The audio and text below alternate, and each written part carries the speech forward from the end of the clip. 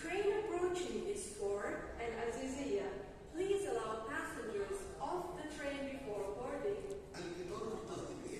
এই কথাটার মানে বুঝছেন? যে কথাটা বলতেছে ট্রেন আসতেছে,